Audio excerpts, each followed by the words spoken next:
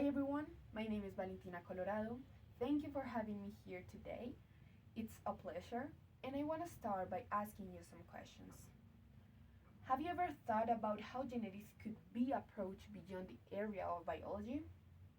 Or have you ever thought about how taking into account genetics and aspects inherent to human beings can contribute to education?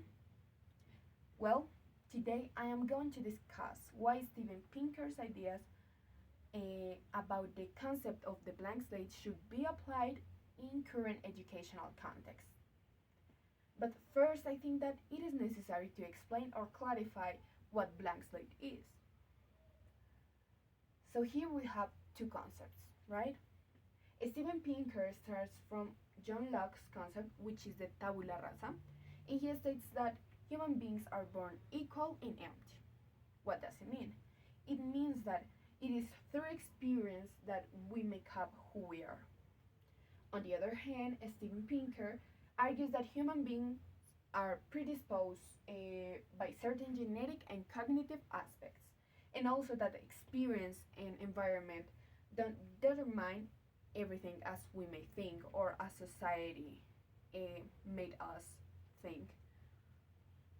That's why I do believe that education nowadays should be based on Steven Pinker's ideas about the concept of blank slate, partly because its connection and relevance to real life, and partly because it could help to change the paradigm from which we conceive the education and the dynamics that emerge from it.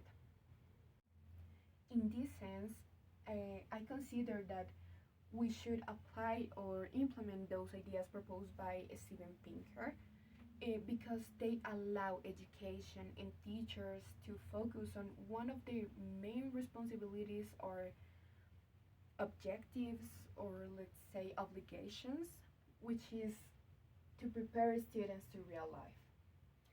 It is supposed that as teachers, we must teach them meaningful information and its relevance to real life. And also, we must prepare them to the reality that they may face. But we need to recognize that in real life, the blank slates idea about everyone having equal abilities and the same opportunities to develop them is not true, and it is not materialized. And we can notice that in our daily life everyone has different abilities, right? And on this basis, adopting the idea that all human beings are born equal and good, and that is the society that which corrupts them, as it is stated in the novel Savage theory proposed by Rousseau, will give to education a big problem, right? Which is the responsibility of changing everything and everyone. And according to one of the main statements of the blank slate, everything could be molded with the right tools and environment. It's like a Play-Doh, and you can do whatever you want.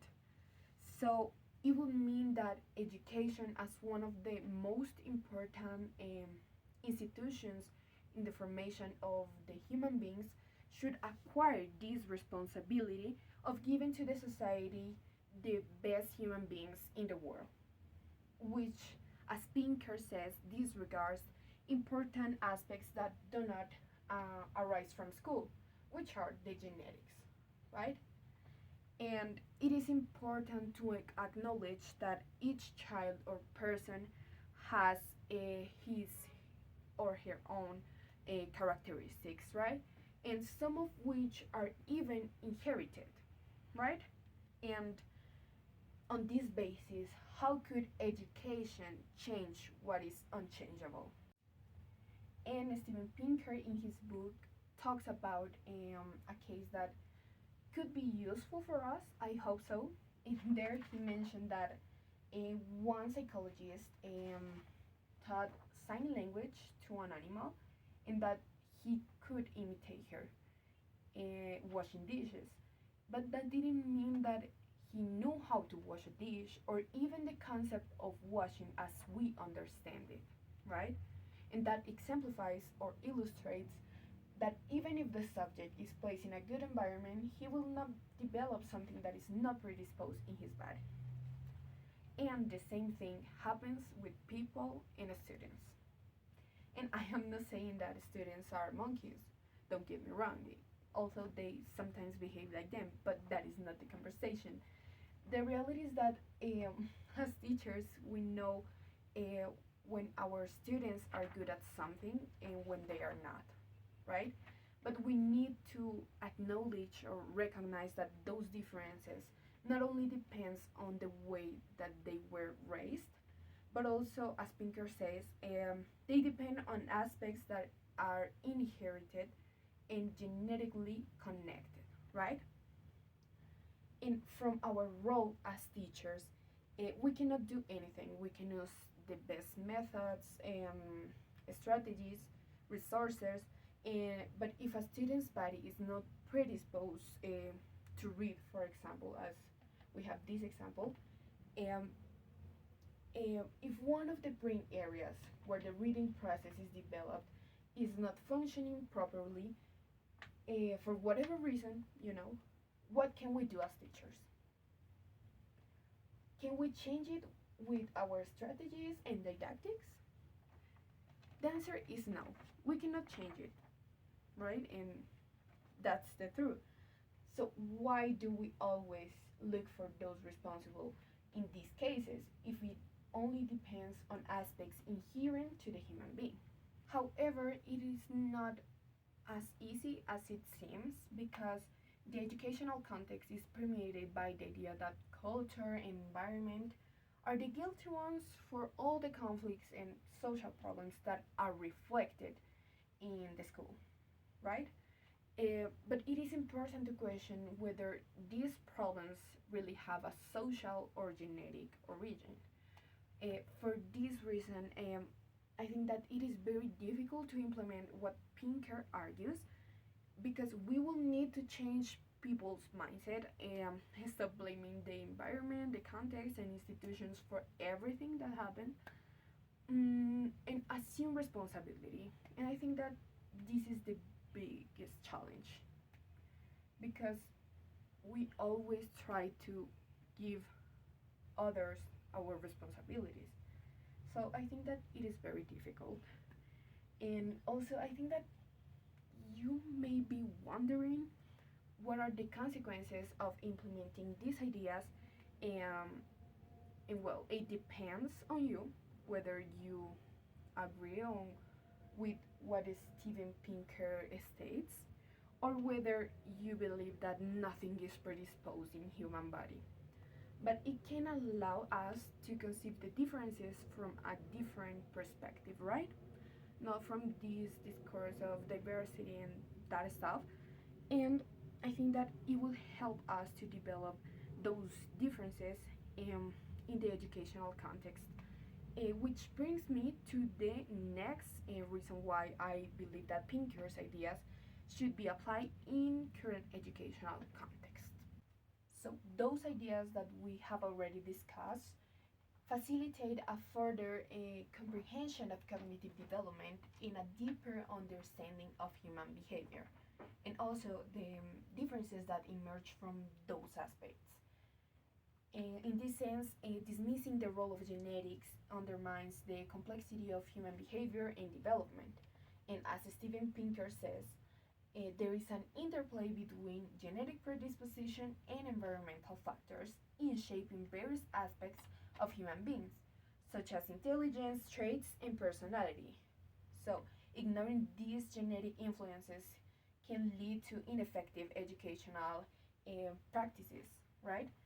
Because they conceive all people are as the same individual, right? As we say, like the same capabilities or abilities. And that is not true, which is very paradoxical, right? Because if we think about it, the idea of diversity and acceptance of all people has gone beyond social and political fields. Nowadays, it is reflected on education.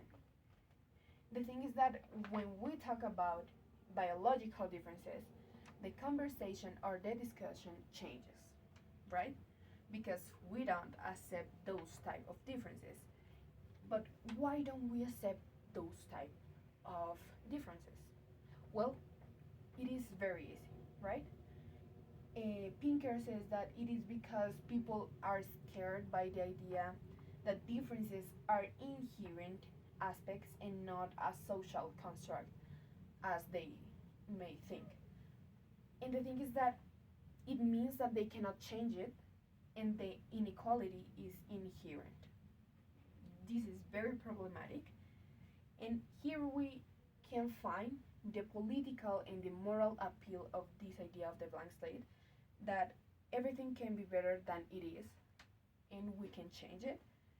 But the truth is that it doesn't happen in all cases, right?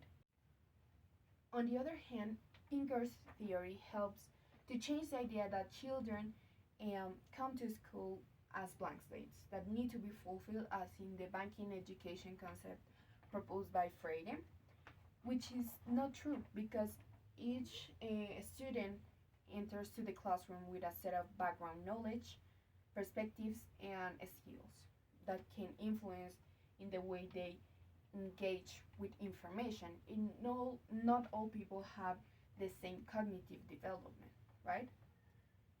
And in the therefore in the educational field, we must recognize and build on these existing foundations the knowledge rather than assuming that all learners start from zero or from the same point, because that's not true. And we can notice that when we are teaching them how to read, because we are going to see that some of them already know how to read or have some knowledge about it, and some of them don't, right?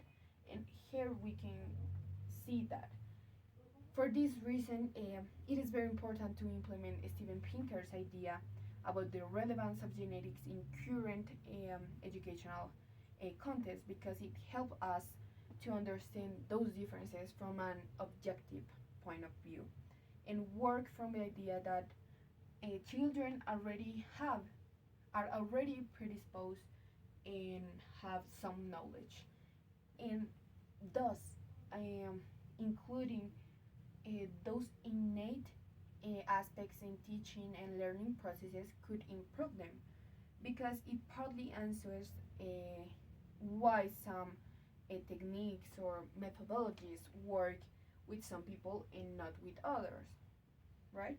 And can enhance with some knowledge that is left aside in educational context, because on this basis we can include those um, experiences or knowledge that children have acquired.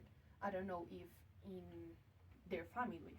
Nevertheless, this change requires hard work, not only from the teachers, because we are always giving them the whole responsibility, but also from the Ministry of Education and educational entities, because there is a need to change the educational perspective. For instance, in the curricula, we need to be on the same page, right? Teachers, parents, Ministry of Education, and children, which can be very complex, I think so. Likewise, these type of differences, the biological differences, can be difficult for teachers because in overcrowded spaces or contexts, they cannot, or yes, they cannot be aware of them, right? It's impossible for us to be aware of each difference between our students. In any case, this is an invitation to all educational agents that help to make the process of learning and teaching real. Okay? To question from which perspective we conceive education and how it affects the way in which we develop it. Besides, I consider that implementing this idea of what I have said about Pinker's idea implies understanding the both sides of the coin and not creating a false dichotomy that doesn't exist. So, thank you for your time.